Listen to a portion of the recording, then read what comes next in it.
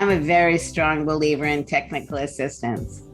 I think it's one area that makes the United States unique. When I travel around the world, as I did when I worked for the World Bank and for the State Department, one thing that was noticeably absent in many countries was meaningful technical assistance.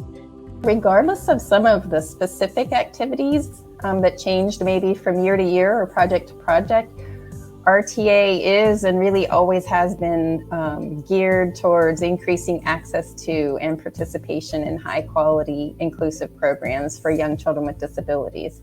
So, throughout our entire history, we've always had this focus on inclusion for children with disabilities. We have a set of agreed upon TA practices, and the first key practice is all about building relationships. Relationships are at the heart of what we do. The fundamentals of those effective TA practices, such as building trusting relationships, considerations for adult learning principles, those are still very much intact. And in fact, I think it's even more critical than ever. This is a moment in education to boldly address the patterns of inequity that have long been pervasive.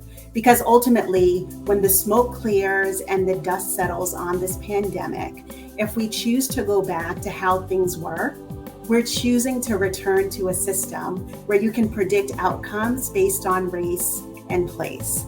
Ensuring a future where all children and families benefit from TA services begins with accounting for and appreciating the multiple and dynamic cultures of the system. It is important that TA providers and organizations consider the multiple and dynamic cultures interacting, influencing how both practitioners and families experience TA provision. So to me, what my response then becomes a question.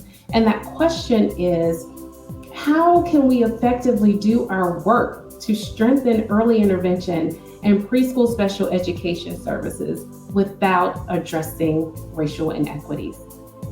This is our moment, and I am absolutely thrilled to partner with all of you as we roll up our sleeves and make this promise of a system that works for children of all races a reality. And I think that that's what we do. We get the work done.